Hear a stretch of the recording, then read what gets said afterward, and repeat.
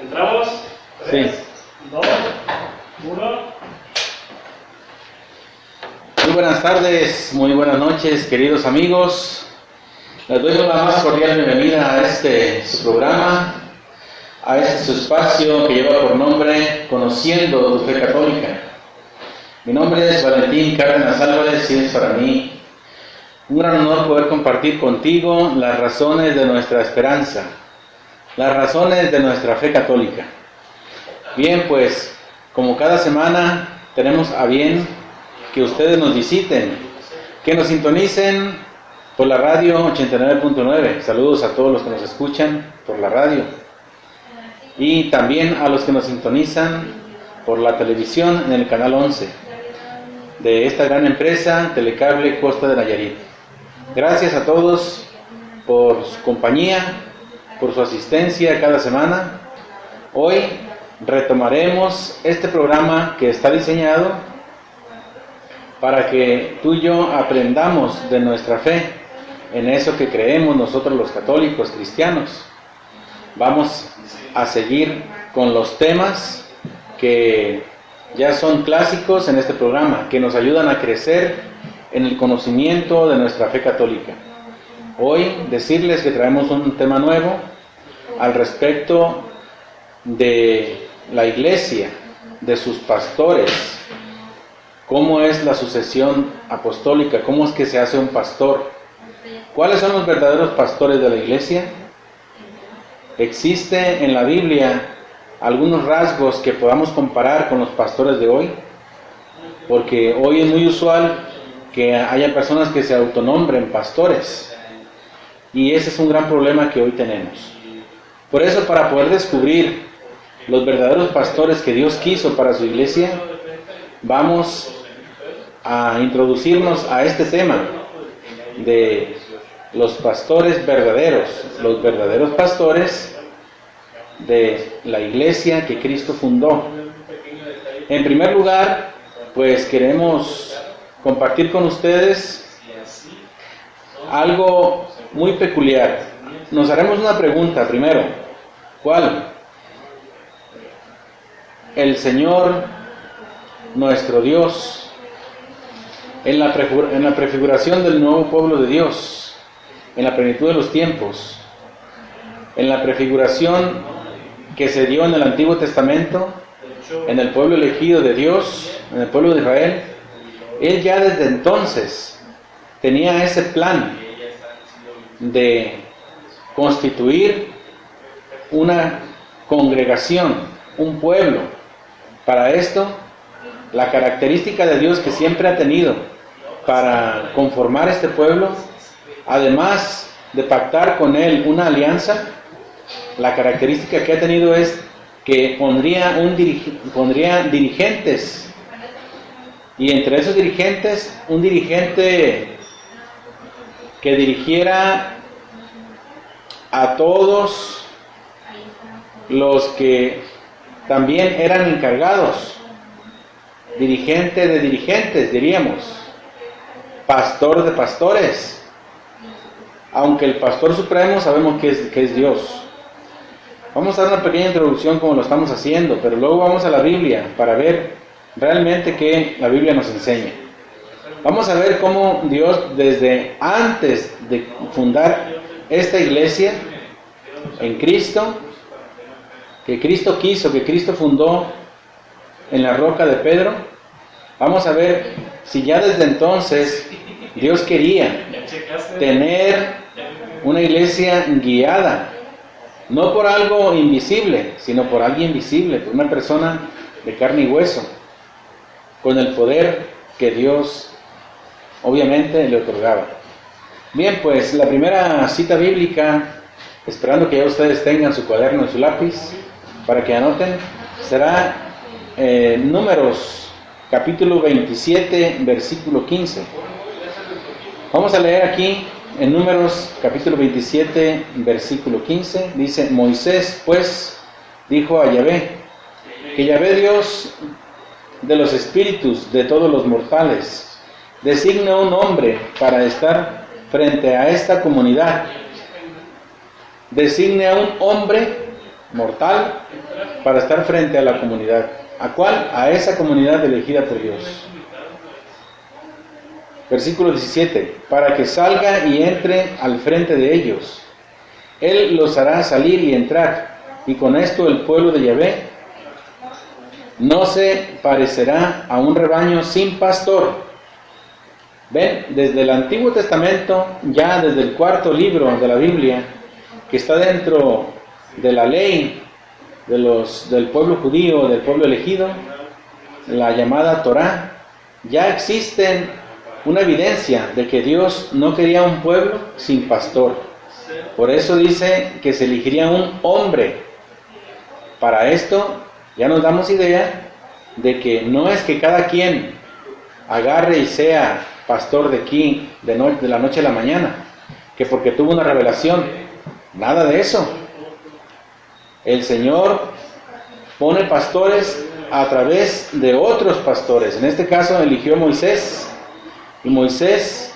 y Dios elige por medio de Moisés a otros, con una característica de elección muy peculiar, y si seguimos leyendo la encontraremos.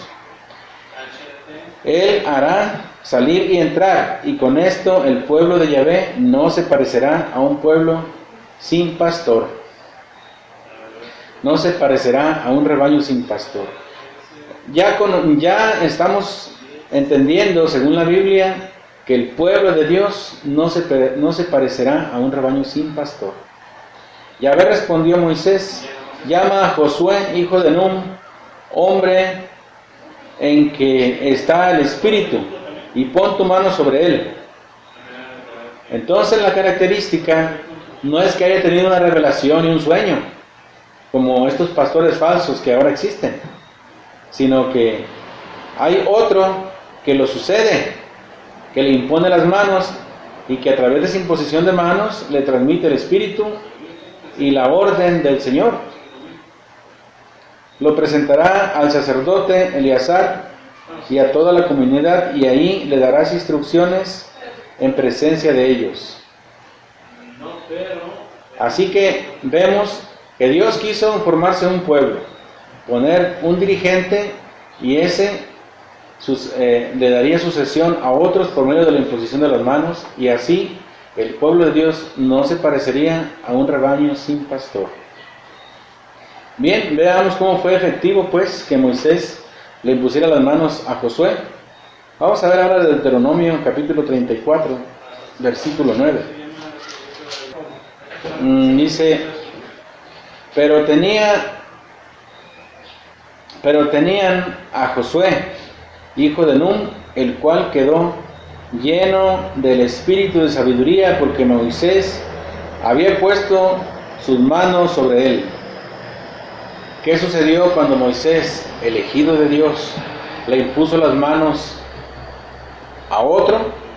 En este caso Josué quedó, dice, lleno del espíritu de sabiduría, porque Moisés le había impuesto las manos. Es así la característica que ya se deja ver desde el Antiguo Testamento, la característica tan peculiar, cómo es que se nombran los verdaderos pastores en el pueblo de Dios, ya desde el Antiguo Testamento. Entonces vemos ahora en el Nuevo Testamento, en realidad, ¿quién es el buen pastor? Porque muchos dicen que Pedro no es el pastor, sino que Jesús es el buen pastor. Que Pedro no es la roca, porque Cristo es la roca suprema. Entonces ellos dan a entender, los que malinterpretan la Escritura, que Pedro, el primer papa, le quitaría el puesto a Cristo. Si hiciéramos caso a los católicos que dicen que la iglesia está fundada sobre la roca, que es Pedro, y dicen, no, la roca es Cristo, la roca suprema, la roca clave. Y porque en la Biblia dice que Cristo es la piedra angular. Entonces malinterpretan la Escritura, como si Cristo no le delegara el poder a Pedro. Suponen eso cuando la Biblia no lo supone. Si nos fuéramos con las premisas que ellos hacen o las disertaciones que ellos hacen de que si la Biblia dice que Cristo es la piedra angular y que por lo tanto Pedro no puede ser la piedra donde está cimentada la iglesia, entonces nosotros podríamos decirles que en Juan capítulo 10 versículo 11 dice,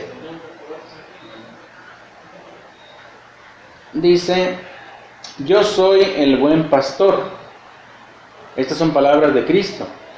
Dice que Cristo es el buen pastor. Entonces, si Él es el pastor, según las deducciones que hacen los protestantes, si nosotros hiciéramos lo mismo, aquí, como dice que Cristo es el pastor, podríamos decir, entonces ya no hay más pastores. ¿De dónde sacan los protestantes que son pastores? Yo soy el pastor fulano de tal. Pues ¿cuál? Si aquí dice que Cristo es el pastor, no ellos. Sí. Es que Cristo es el pastor supremo, pero nosotros somos... entonces ahí ya sí le acomodan. Pero Pedro no la piedra porque Cristo en la Biblia dice que es la piedra angular. Leer la Biblia de manera seccionada, por eso se llaman sectas, porque seccionan, cortan y hacen de la fe, aparte de hacerla un negocio, la hacen un supermercado. Vas al supermercado con tu carrito y dices, esto sí me gusta, esto no me gusta, eso sí quiero, esto no quiero, y le echas a tu carrito lo que te conviene. Y la fe no es así, dijera el Papa Francisco, la fe se toma entera, no con rebajas, no light, no licuado de fe, no, es completa. Entonces, vemos que Cristo es el buen pastor. Juan 10, 11. Entonces, ¿qué sucede? Él, como es el buen pastor, el pastor supremo, vamos a decirlo así, porque Cristo es el pastor supremo. Según la Biblia, pues lo menciona, acreditándolo ciertamente como lo que es. Primera de Pedro, capítulo 5, versículo 4. Primera de Pedro, capítulo 5, versículo 4. Dice, así, cuando aparezca el pastor supremo, recibirán en la gloria una corona que no se marchita. Ahora ya entendemos que Cristo es el pastor supremo. Que puede haber pastores, pero que no son supremos. El supremo es Cristo. Por eso cuando dicen la piedra angular es la principal, pero estamos cimentados, como lo dice en Efesios 2:20, sobre el cimiento, sobre las piedras de los apóstoles, que también son piedras. Y entre ellos hay una piedra base, que es Pedro, porque él ni siquiera se llamaba Pedro. A él le cambió el nombre el propio Jesús. ¿Para qué lo hizo? Pues con una razón, con un cometido, con un encargo, con un envío que le iba a hacer. Por eso aparece en Evangelio de Juan, capítulo 1, versículo 42. Ahí pueden encontrar cómo Pedro le dice, Simón, ahora te llamarás Kefas. Que Kefas es una palabra aramea que significa piedra. Ni grande ni pequeña, como lo inventan algunos, es piedra. Y en arameo no había otra palabra para mencionar roca, Kefas. Pedro no entendió nada. ¿Por qué le cambió el nombre? Nosotros ahora sí lo entendemos porque conocemos el Antiguo Testamento, que Abraham, que significa padre,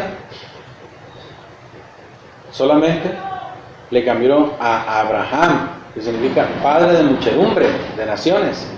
Entonces el nombre es característico en la Biblia. Cuando Dios lo cambia, es según el nombre es el encargo, la nueva misión para lo que lo está preparando a esa persona que le cambia el nombre. Sabemos que Abraham pues ya cumple con esa misión que significa el nombre, que es padre de naciones, y eso se cumplió. Entonces, A Jacob, por ejemplo, le cambió el nombre de Israel, fuerza de Dios. Por eso de Jacob nacieron, él engendró a 12 hijos, y de cada hijo pues se formó una tribu, las 12 tribus del pueblo de Judá, del pueblo de Israel. Las 12 tribus de Judá, las 12 tribus del pueblo de Israel. Es por eso que el pueblo de Israel se llama así, Israel, porque cuando menciona la Biblia el pueblo de Jacob es lo mismo, porque Dios le cambió el nombre a Jacob poniéndole Israel. A María no le dijo salve María, le dijo salve llena de gracia. Le cambió el nombre de María a llena de gracia. Y así hay muchos personajes que Dios les cambia el nombre. A Pedro le dijo en Juan 1:42, te llamarás Kefas, que es piedra. Y Pedro no lo entendió, hasta después lo vino a entender, que en Mateo 16:18 le dice, ahora yo te digo que tú eres Pedro, y sobre esta piedra edificaré mi iglesia. Y que ya ahí, cuando le dijo, tú eres Kefas, sobre esta Kefas levantaré esta iglesia, la instituiré. Sobre esta piedra edificaré mi iglesia. Este evangelio se escribió en griego, no en arameo como se hablaba. Cristo dijo Kefas, no piedra grande, piedra pequeña, es roca, masa rocosa, maciza. Y hasta entonces entendemos por qué le cambió el nombre, porque sobre él fundó la iglesia. A ti, se estaba refiriendo a esa piedra, a Pedro, Petros, en griego ahora. Por eso algunos dicen, y sobre esta piedra que Cristo se señaló a él mismo, como si hubieran estado allí o le hubieran tomado un video. Para saber que no es así, él siguió hablando y dijo, a ti te daré. No dijo a mí me daré, sino a ti te daré las llaves del reino de los cielos. Ya no las llaves del reino de David, reino de la tierra, sino reino de los cielos. ¿Para qué le dio ese poder? Para que lo que ates en la tierra quedará atado en el cielo, y lo que desates en la tierra quedará desatado en el cielo. A esta iglesia ni los poderes del infierno la podrán vencer. Todo eso se ha cumplido. Entonces, ese buen pastor le da el poder a Pedro de atar y desatar, y sobre él funda la iglesia. ¿Cómo sabemos que Cristo le delegó la responsabilidad de pastor? Bien, porque ese pastor supremo que encontramos en 1 de Pedro 5:4, ese pastor supremo, en Juan capítulo 21, versículo 15,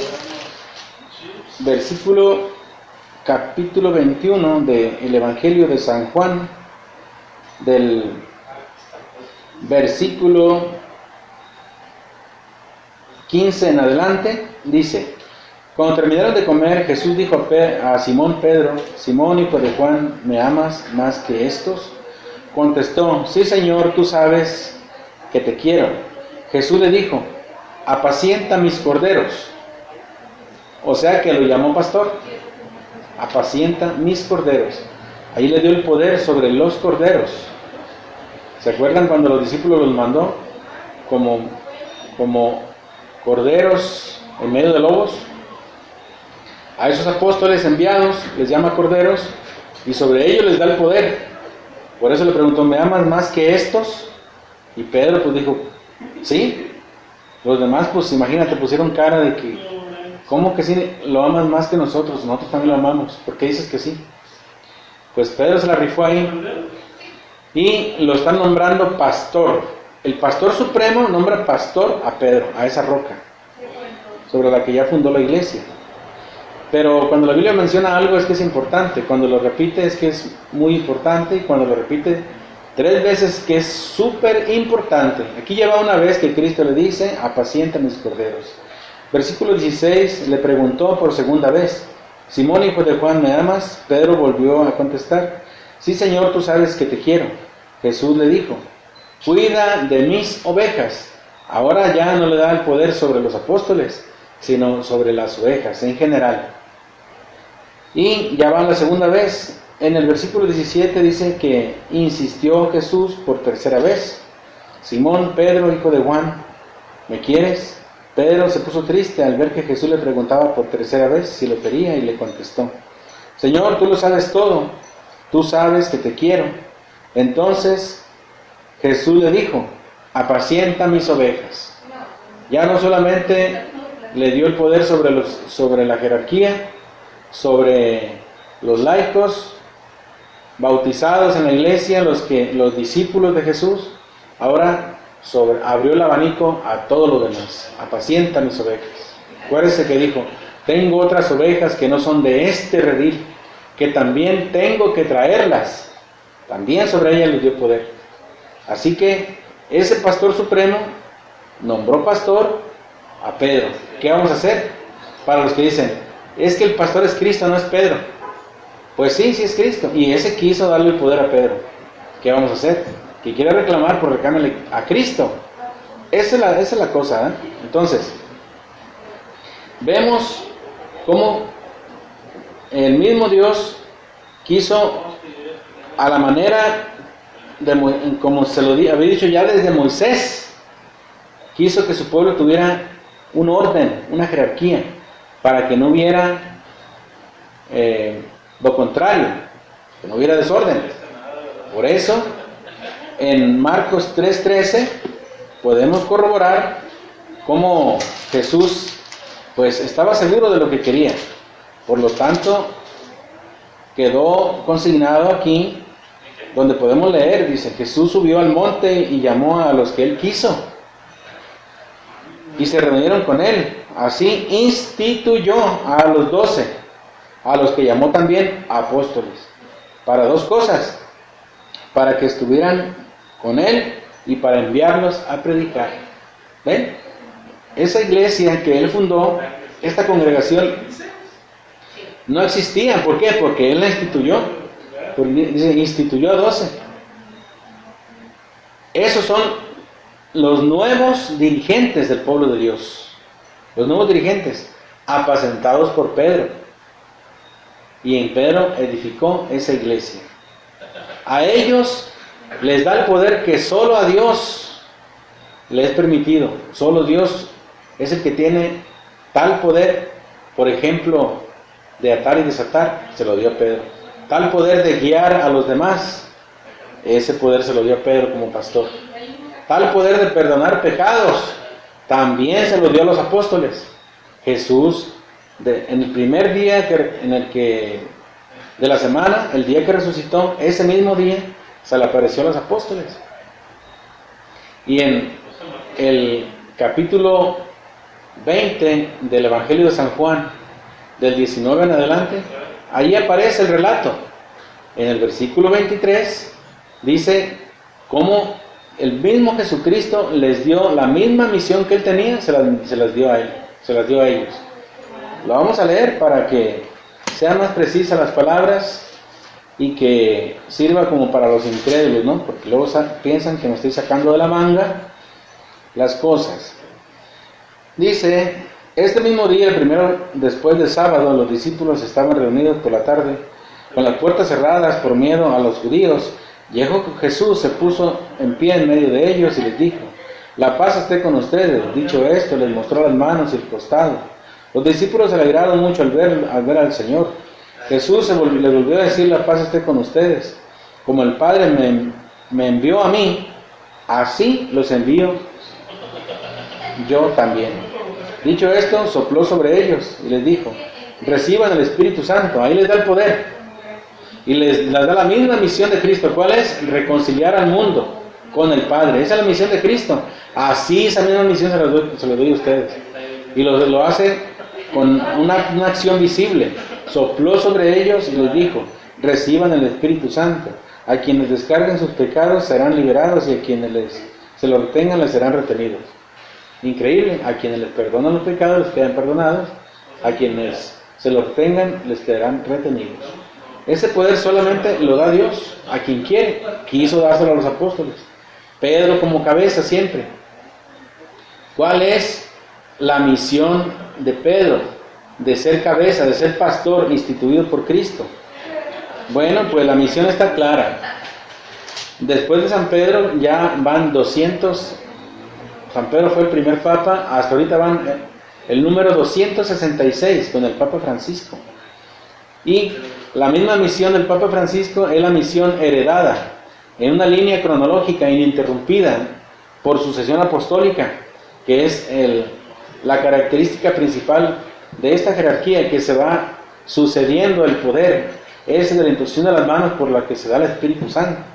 Vamos a ver cuál es el trabajo, la encomienda del pastor, que el pastor supremo le dio al pastor Pedro aquí en la tierra. Veamos qué tarea fue la que le dio a Pedro. El Evangelio de San Lucas, capítulo 22, versículo 31. Le dijo Jesús a Pedro: Simón, Simón, mira que Satanás ha pedido permiso para sacudirlos a ustedes como trigo que se limpia.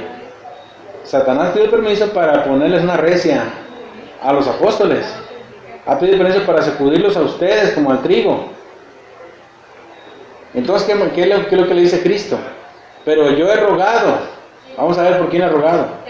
Porque si Satanás pidió permiso para sacudir a los apóstoles, seguramente rogó por todos.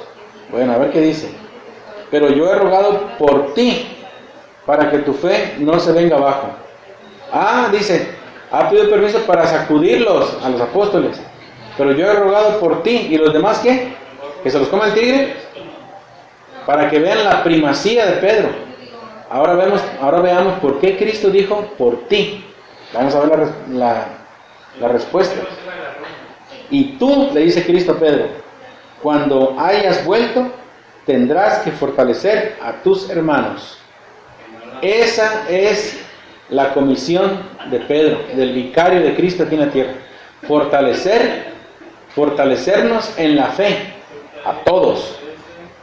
Cada que se presenta el Papa, cada que manda un escrito, una carta, una exhortación apostólica, etc., nos está fortaleciendo en la fe. Esa es la tarea que le dejó: guiar a esta iglesia universal. Aquí lo estamos viendo claro, pues, como el agua. Bien, pues, vamos a ver esa misión de la que hablaba Juan 20:23, de la que Jesús les daba. Es una misión muy concreta que podemos ver aquí en la Sagrada Escritura. Vamos a ver 2 Corintios capítulo 3, versículo 4 en adelante. Dice: por eso nos sentimos seguros, dice San Pablo, de Dios gracias a Cristo. Para esto, pues San Pablo no fue apóstol directo de Jesucristo, sino que fue alguien que ni lo conoció en vivo, así materialmente, físicamente, sino que le fue transmitida ese poder para ser apóstol, porque a él no se le ocurrió ser apóstol así nomás por nomás. Muchos dicen que como San Pablo tuvo una revelación, no ocupó de los apóstoles. Por eso los pastores esos falsos dicen: yo soy apóstol, tipo San Pablo. Se me reveló a mí también, y desde esa noche Cristo en la revelación me dijo que yo era apóstol y que no ocupo de los demás apóstoles. Mentiras. Vamos a ver que San Pablo sí necesitó que le dieran ese poder, y ese poder solamente se da ya desde el Antiguo Testamento, según como lo mandó Dios a Moisés, a Josué, que le impusiera las manos, y recibió el Espíritu Santo. Ahora también esa misma misión que le dio Cristo, como lo vimos en Juan 20, del 19 al 23, dice: así como el Padre me envió, así los envío yo. La misma misión les dio, y les dio el poder, dice, sopló sobre ellos y les dio el Espíritu Santo.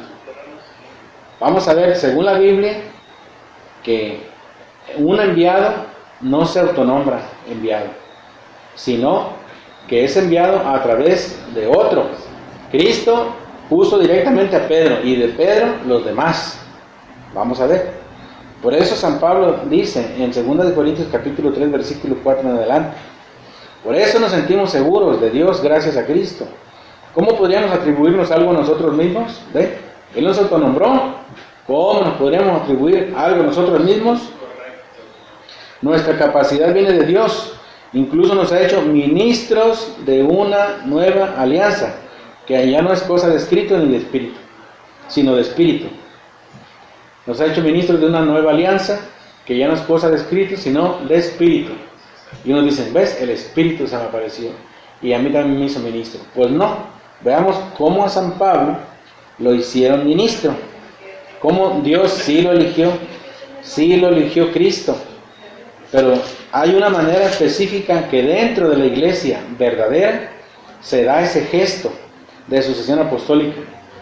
Vemos las características de cómo funciona la jerarquía dentro de la iglesia, la comparamos con las sectas y con la iglesia de hoy y vemos cuál es lo que verdaderamente Cristo fundó, cuál es la congregación que Cristo quiso fundar. Y nos topamos con que es la iglesia católica.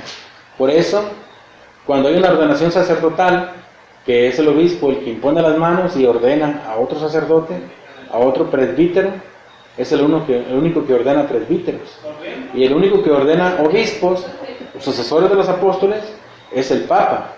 Hay un orden, y no es una sopa, un masacote, que cada quien amanece y ya se le ocurrió ser pastor, y para que los demás le crean, les dice que tuvo una revelación tipo San Pablo. Y hay tarugos que le creen y les empieza a ordeñar el diezmo. Eso es un negocio jugoso, por eso no muchos quieren dejar eso, aunque sepan la verdad. Vemos con la Biblia cuál es la verdad. Hechos capítulo 13, versículos 2 y 3. Dice, un día mientras celebraban el culto del Señor y ayunaban, el Espíritu Santo les dijo, sepárenme a Bernabé y a Saulo y envíenlos a realizar la misión para la que los he llamado. ¿Ven? El Espíritu Santo ciertamente llamó a Saulo, a Pablo, ciertamente. Dios fue el que lo llamó y el que lo envió. Vamos a ver cómo, de qué manera. A ver si amaneció y es que se me reveló. Bueno, vamos a ver. Dijo, sepárenme a Saulo y envíenlos a realizar la misión para lo que los he llamado. Versículo 3. Ayunaron e hicieron oraciones, les impusieron las manos y los enviaron. ¿Qué hago? ¿Y qué pasa cuando les imponen las manos? Se recibe el Espíritu Santo. Eso es lo que sucede. ¿Lo quieren ver? El mismo Hechos de los Apóstoles, capítulo 8, versículo 18, afirma qué es lo que sucede cuando se imponen las manos. Dice, al ver Simón que mediante la imposición de las manos de los apóstoles se transmitía el Espíritu, les ofreció dinero, diciendo, denme a mí también ese poder, de modo que a quien yo imponga las manos, reciba el Espíritu Santo. Pues ahí por ahí andaba alguien que se llamaba Simón, algún Simón por ahí, que veía lo que sucedía cuando los apóstoles imponían las manos, se recibía el Espíritu Santo. Y él les quiso comprar con dinero ese poder. Y fue cuando Pedro pues se molestó y le dijo lo que le dijo en el texto siguiente. Ahí lo leen ustedes de tarea. Bien, así nos damos cuenta cómo es que se transmite ese poder. En la iglesia, les expliqué, la iglesia católica, no sé si ustedes hayan visto ya una ordenación sacerdotal, una ordenación de un obispo, cómo se ordena, ¿sí? Por medio de la imposición de las manos. Es una característica fundamental en la iglesia que Cristo fundó. Y no que cada quien pastorcillo agarra, que dice que soñó anoche y ya es pastor al día siguiente. Nunca, jamás. Entonces, después, ahora sí podemos ver cómo después de que San Pablo ahora sí fue ordenado por medio de la imposición de las manos, él también de ahí en adelante ya puede ordenar a otros. Entonces vemos cómo en 2 de Timoteo capítulo 1 versículo 6, 2 de Timoteo capítulo 1 versículo 6 dice San Pablo a Timoteo, por eso te invito a que reavives el don de Dios que recibiste por la imposición de mis manos. Y el don de Dios es el Espíritu Santo. O sea que Dios llamó también a Timoteo y lo hizo presbítero, lo hizo apóstol, pero por medio de la imposición de las manos de San Pablo. Para esto a San Pablo ya le habían impuesto las manos. ¿Sí? Así San Pablo puede ordenar ya a otros. Esa es la sucesión apostólica. Para los que por ahí digan, bueno, es que estos que perdonaron pecados que Cristo les dio, ya murieron y ahí se acabó todo. Y ahora los sacerdotes de ahora ya no pueden hacer eso, dicen. Están muy equivocados. Vemos la sucesión apostólica. Aquí la estamos viendo. Pablo pues le impuso las manos a Timoteo y lo ordenó. Lo ordenó obispo. Y no solo Pablo, sino que el colegio de los presbíteros y a su vez le impusieron las manos a Timoteo también. Eso lo podemos ver ahora en 1 Timoteo capítulo 4, versículo 14. 1 Timoteo 4, 14.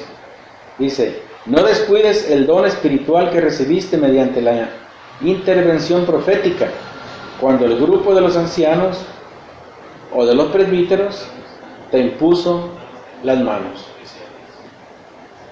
El apóstol Pablo le impuso las manos y enseguida de él todos los presbíteros, que en la Biblia puede llamarlos también ancianos. Este lenguaje bíblico tendremos que acostumbrarnos a él, porque muchos cuando oyen anciano es porque se imaginan un viejito. Nada que ver, es el dirigente, el que Dios escogió para guiar al pueblo en las cuestiones que se refieren a Dios. En este caso, los presbíteros, que también le pusieron las manos a Timoteo. Y vemos pues cómo ahora Timoteo queda habilitado para imponer también las manos a otro. Podemos esto constatarlo en 1 Timoteo capítulo 5, versículo 22, que dice, no impongas a nadie, le dice Pablo a Timoteo, no impongas a nadie las manos a la ligera, pues estarías cómplice de los pecados de otro. ¿Ven? Ahora Timoteo sí puede imponer manos ya, pero le recomienda que no lo haga así nomás, que hay que seguir un orden, una relación que Dios manda. No es que cada quien, por eso es tan importante esta jerarquía de la iglesia. Vemos que también, aparte de la imposición de las manos, hacer o ordenar a un obispo o a un presbítero, como ya lo estamos viendo, también se pueden ordenar dentro de la iglesia diáconos, porque hay en este sacramento del orden sacerdotal, hay 3 grados: el obispado, el presbiterado y el diaconado. Bien, pues también podemos encontrar en Hechos de los Apóstoles, capítulo 6, versículos 5a y 6, Hechos de los Apóstoles, capítulo 6, versículo 5a, dice, toda la asamblea estuvo de acuerdo y eligieron a Esteban. Esteban lo eligieron diácono. ¿Cómo lo eligieron? Versículo 6. Los presentaron a los apóstoles, quienes se pusieron en oración y les impusieron las manos. ¿Ve? A Esteban y a otros diáconos les impusieron las manos para ordenarlos diáconos. También hay diáconos. Así que, pues vemos cómo la sucesión apostólica es una realidad bíblica. Y esos apóstoles, cuando ya Cristo los preparó, los envió, los designó apóstoles, les dio todo el poder, les prometió enviarles el Espíritu Santo. Y estando en obediencia al Señor, que no se separaran hasta que la promesa de Dios bajara sobre ellos, en este caso 50 días después de la resurrección en Pentecostés, ellos hicieron caso. Para esto ya sabemos que allí fue donde la iglesia se dio a conocer de manera visible al mundo. Ahí se expresó de manera palpable, de manera visible, material. Ahí estaban los apóstoles, carne y hueso. Estaba una congregación viva. Fue la expresión primera, universal de la iglesia ante el mundo completo, ante el mundo entero. Por eso vemos cómo dice en la Biblia que cuando sucedió la promesa en Pentecostés, en Hechos 2:5 dice: estaban de paso en Jerusalén judíos piadosos, llegados de todas las naciones que hay bajo el cielo. Es allí donde la iglesia ya tomó un carácter como Cristo lo quería, universal. Por eso les dijo: vayan por todo el mundo y prediquen el Evangelio. Hagan que todos los pueblos sean mis discípulos, bautícenlos en el nombre del Padre, del Hijo y del Espíritu Santo. Era el mandato de Cristo. Y ahí donde estaban todas las naciones habidas y por haber del mundo, estaban los apóstoles reunidos, ahí donde nació la iglesia. Muchas sectas dicen: ahí nació nuestra iglesia, porque nuestra iglesia es apostólica y estaban reunidos los apóstoles. Nuestra iglesia es apostólica y es la característica de nosotros. Vamos a ver si es cierto, porque vamos a tomarle una foto a este retrato. Vamos a hacer un retrato hablado. Como antes no había quien los filmara, antes no había cámaras, quien les tomara fotos, pues vamos a ver un retrato hablado, y ese retrato lo vamos a comparar ahora en el 2018 con las otras pseudo iglesias y con la iglesia de Cristo, a ver cuál es la verdadera iglesia. Porque en Hechos de los Apóstoles capítulo 1 versículo 13 en adelante dice: entraron a la ciudad y subieron a la habitación superior de la casa donde se alojaban. Allí estaba Pedro, Juan, Santiago, Andrés, Felipe, Tomás, Bartolomé y Mateo, Santiago hijo de Alfeo, Simón el Celotes y Judas hijo de Santiago. Todos ellos perseveraban juntos en la oración. Ahí está la iglesia naciente, esperando la promesa del Espíritu Santo en Pentecostés, que realmente sucedió. Ahí está la iglesia apostólica reunida. Pero vamos a ver qué característica tenía. Que esa iglesia oraba, que eran los apóstoles, las bases donde están cimentados todos ustedes, dice en Efesios 2:20. Muy bien, pero ¿qué más había? ¿Qué características tiene esa iglesia? Ya vemos que es apostólica porque mencionó todos los apóstoles. ¿Qué otra característica tiene esa iglesia? Versículo 14. Todos ellos perseveraban juntos en la oración, en compañía de algunas mujeres, que no menciona el nombre porque no eran importantes. Pero había otra mujer que sí menciona el nombre porque sí es importante, dentro de esa iglesia naciente. En compañía de algunas mujeres, de María, la madre de Jesús. Ahí estaba la Virgen María, junto con esa iglesia, en medio de esa iglesia apostólica, esa iglesia naciente. Oraban juntos, todos perseveraban en la oración. Esta iglesia también persevera en la oración. Otros dicen, también la de nosotros. Esta iglesia es apostólica, porque aquí mencionan los apóstoles. También la de nosotros, pero cuando llegamos al punto de que esta iglesia tiene a María como parte importante de su estructura,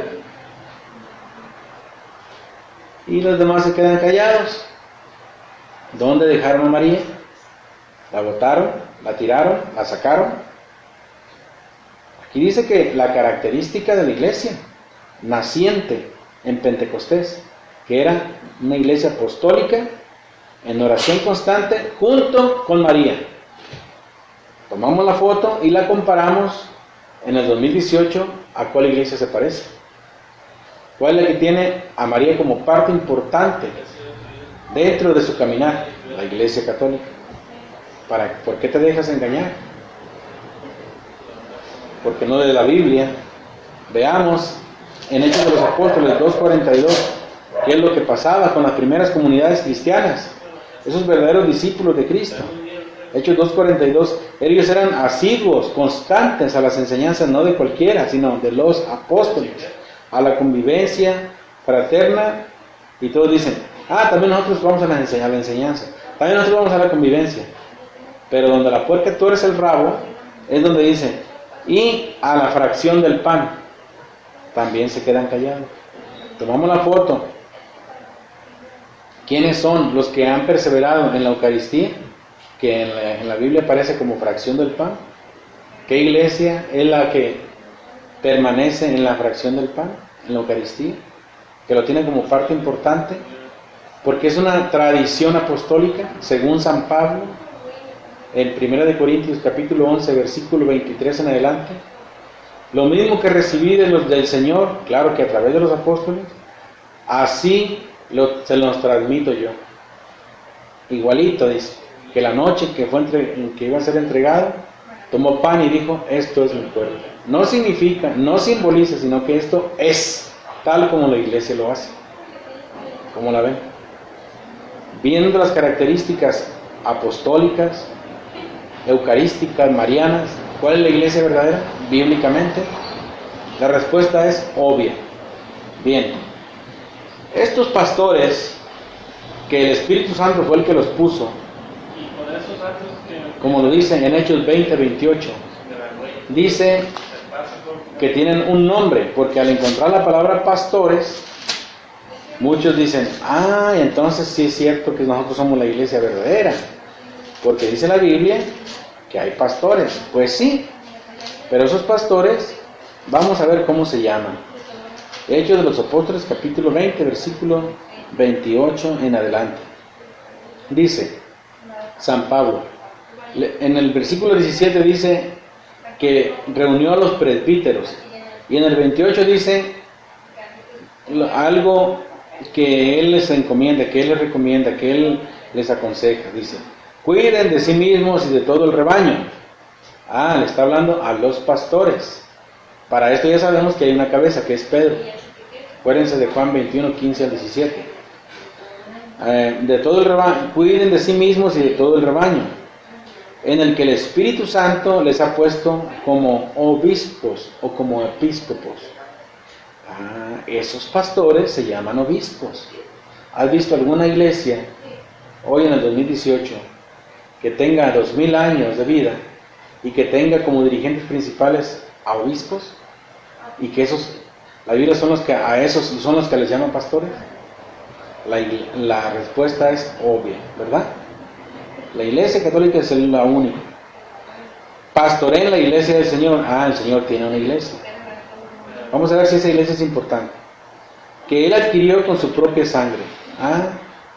Importantísima. Sé que después de mi partida se introducirán entre ustedes lobos voraces que no perdonarán al rebaño. Pablo advierte que habrá falsos pastores, a los que le llama lobos voraces. Vamos a ver la característica de esos falsos pastores.